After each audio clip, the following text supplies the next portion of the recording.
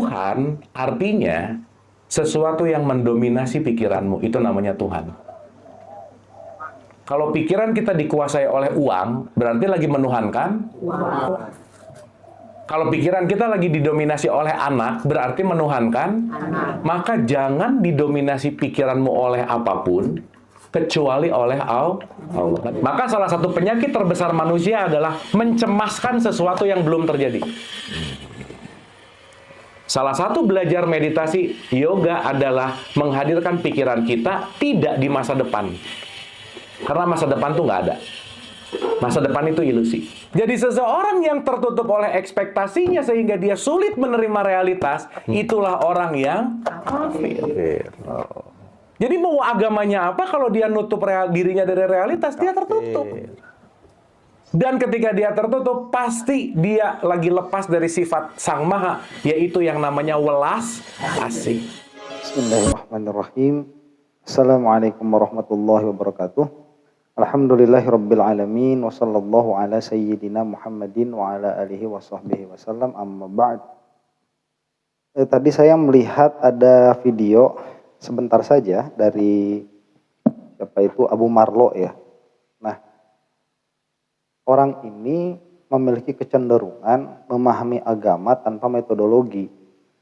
Jadi seolah-olah agama Islam itu adalah common sense.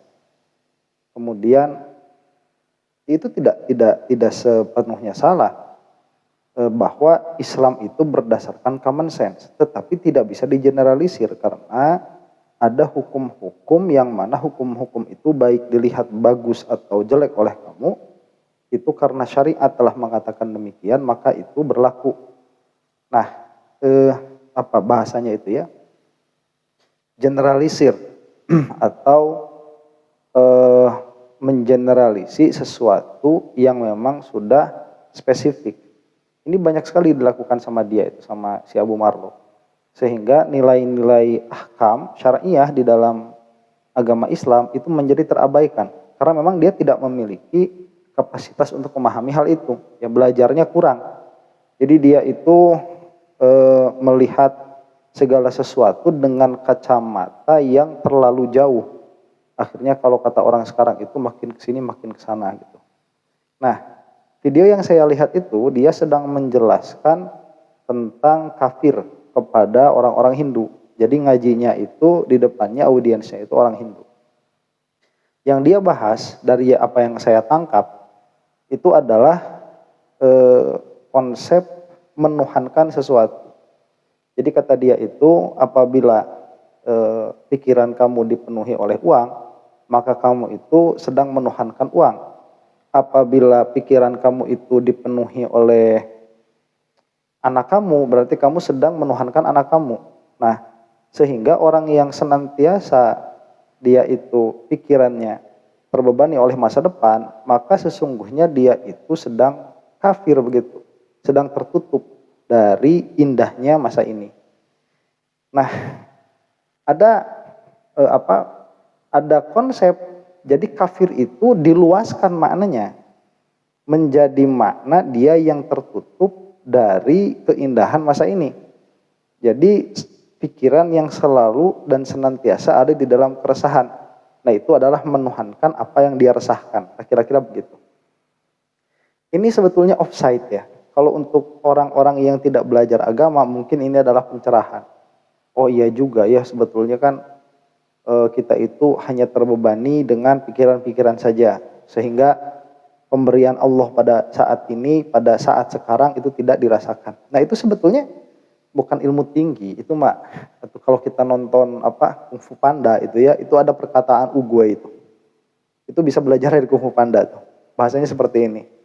Yesterday is history, tomorrow is mystery, but today is a present, is a gift, bahasanya itu. Yesterday is history, tomorrow is mystery, but today is a gift.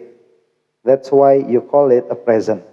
Jadi kalau dibahasakan itu, kemarin adalah sejarah yang telah berlalu, sedangkan besok itu masih tanda tanya, masih misteri. Sedangkan hari ini bahasa Inggrisnya itu is a gift, adalah pemberian, anugerah. Oleh karena itulah di dalam bahasa Inggris sekarang itu disebut present. Nah, present itu kalau kata mantik itu lafadz mustarok ya. Ada dalam pengertian present itu saat ini, ada pengertian present itu hadiah. Nah, karena hari ini adalah pemberian, maka itulah adalah hadiah begitu. Nah, konsep itu nggak usah jauh-jauh masuk agama Islam kamu itu. Kamu cukup nonton Kung Fu Panda, konsep itu udah dapat.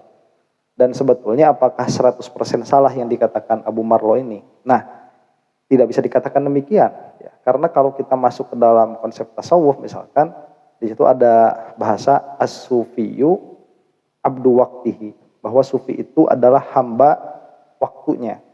Dalam pengertian benar, sufi itu mereka tidak terlalu mencemaskan masa lalu dan tidak memikirkan masa depan. Jadi tidak memikirkan masa lalu dan tidak mencemaskan masa depan. Itu adalah ciri-ciri sufi yang baru beranjak begitu ya, baru beranjak di dalam torikohnya, di dalam suluknya. Nah, offside-nya si Abu Marlo ini, tatkala dia mengatakan, maka yang kafir itu sebenarnya adalah yang tertutup dari masa saat ini. Itu yang sibuk dengan pikiran-pikiran masa depan. Nah ini nih, gara-garanya orang belajar tanpa guru. Jadi bagaimana ya ilmu sufi, ya ilmu tasawuf itu dipelajari cara-cara untuk mendekatkan diri kepada Allah agar ahwal seseorang itu beranjak dari akwan, dari selain Allah Subhanahu wa taala ilallah menuju Allah. Nah, memang seseorang yang hatinya dipenuhi oleh masa lalu dan masa depan itu sampai kapanpun tidak akan sampai kepada Allah. Itu betul. Ya, tidak akan sampai kepada Allah, tidak akan usul. Tapi jangan disebut itu adalah kafir. Ini apa ya?